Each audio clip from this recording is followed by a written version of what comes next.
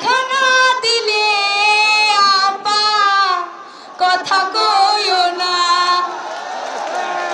দেখা না দিলে আপা কথা কইও না। আসলে আপা যদি ওই হিন্দুস্তানে থেকেই আসলে মনের মধ্যে ফুল ফুটায় আর লাড্ডু ফুটায় তাহলে তো লাভ হবে না। আমরা তো চাই আপাকে এই গুলিস্তানে। আপা আসুক, আপার যদি সাহস থাকে তাহলে আপা ট্রাককে নিয়ে আসুক গুলিস্তানে।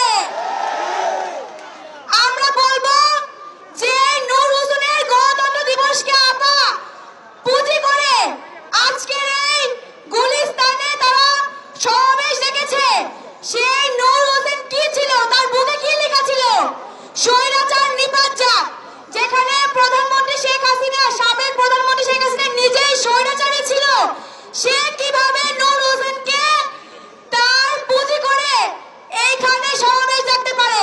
আসলে আওয়ামী লীগ আর তার ছাত্র সংগঠন ছাত্রলীগ তাদের কোনো লজ্জা শরম নাই বলেই তারা এখনো পর্যন্ত এইভাবে এখানে সমাবেশ দেখতে পারে।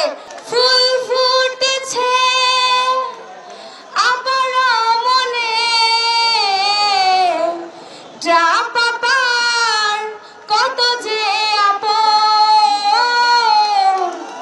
দেখা না দিলে আপা কথা কইও না, দেখা না দিলে আপা কথা কইও না। আসলে আপা যদি ওই হিন্দুস্তানে থেকেই আসলে মনের মধ্যে ফুল ফুটায় আর লাড্ডু ফুটায় তাহলে তো লাভ হবে না। আমরা তো চাই আপাকে এই গুলিস্তানে। আপা আসুক, আপার যদি সাহস থাকে তাহলে আপা ট্রাককে নিয়ে আসুক গুলিস্তানে।